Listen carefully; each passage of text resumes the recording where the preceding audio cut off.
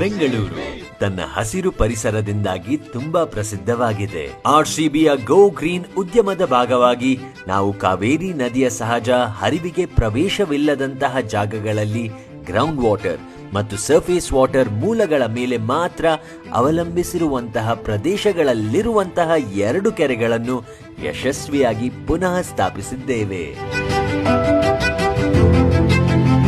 2023ರ ಅಕ್ಟೋಬರ್ನಲ್ಲಿ ಆರಂಭಿಸಲಾದ ಕೆರೆ ಸುಧಾರಣೆ ಕಾರ್ಯೋಜನೆ ಇಟ್ಕಲ್ಪುರ ಮತ್ತು ಸಾದೇನಹಳ್ಳಿ ಕೆರೆಗಳ ನೀರು ಹಿಡಿಯುವ ಸಾಮರ್ಥ್ಯವನ್ನು ಸುಧಾರಿಸುತ್ತಾ ಕನ್ನೂರು ಕೆರೆಯಲ್ಲಿ ನಾಗರಿಕ ಸೌಲಭ್ಯಗಳನ್ನು ಪರಿಚಯಿಸಲಾಯಿತು. ಈ ಉದ್ಯಮವು ನೀರಿನ ಸಂರಕ್ಷಣೆಯ ಮೇಲೆ ಮಾತ್ರವಲ್ಲದೆ ಈ ಜಲಾಶಯಗಳ ಸುತ್ತಲಿನ ಪರಿಸರದ ವೈವಿಧ್ಯವನ್ನು ಪುನಃ ಸ್ಥಾಪಿಸಲು ಸಹ ಕೇಂದ್ರೀಕೃತವಾಗಿತ್ತು.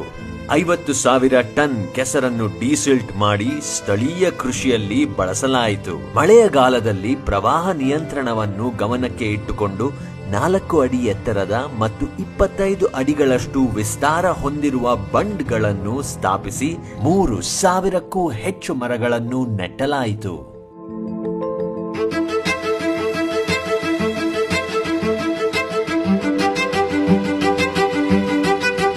600ಕ್ಕೂ ಹೆಚ್ಚು ಕಾರ್ಮಿಕರು 300 ದಿನಗಳ ಕಾಲ ನಿರಂತರವಾಗಿ ದುಡಿದು 20 ಯಂತ್ರಗಳ ಬೆಂಬಲದೊಂದಿಗೆ ಈ ಉದ್ಯಮವು ಕೆರೆಗಳನ್ನು ಮಾತ್ರವಲ್ಲದೆ ಉತ್ತಮ ಬೆಳೆ ಮತ್ತು ಮೀನುಗಾರಿಕೆಗಾಗಿ ಉದ್ಯೋಗ ಮತ್ತು ಸಂಪತ್ತುಗಳನ್ನು ಒದಗಿಸಿದೆ.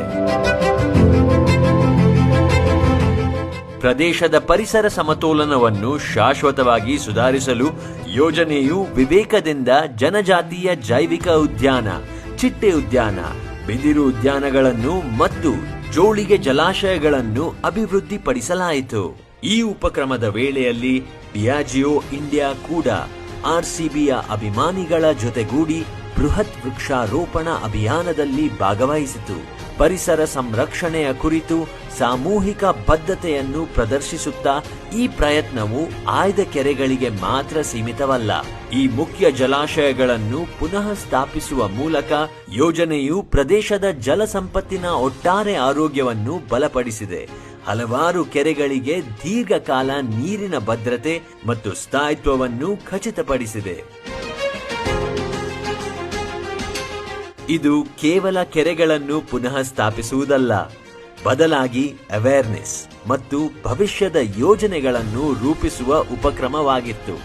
ಇದು ಆರ್ಸಿಬಿಯ ಭರವಸೆ, ಹಿಂದೆ ಸುಸ್ಥಿರ ನಾಳೆಯನ್ನು ನಿರ್ಮಿಸುವುದು. ಬೆಂಗಳೂರು ಮತ್ತು ಭಾರತದ ಜನರು ನಮ್ಮೊಂದಿಗೆ ಸೇರಿ ಭೂಮಿಯನ್ನು ವಾಸಯೋಗ್ಯ ಸ್ಥಳವಾಗಿಸುವಲ್ಲಿ ನಮ್ಮನ್ನು ಬೆಂಬಲಿಸಲಿದ್ದಾರೆ ಎಂಬ ಭರವಸೆ ನಾವು ಹೊಂದಿದ್ದೇವೆ.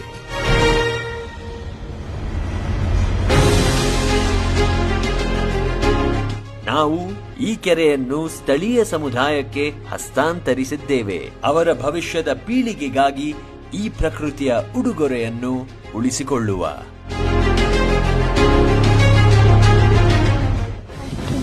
ಅಭಿಮಾನಿ ಟಾಟಾ ಮಾಡಲ್ಲಿ. ಬಾಯ್ ಬಾಯ್. ಅಷ್ಟೇನಾ? ಅಷ್ಟೇ sir. So here. Now delivering in 10 minutes.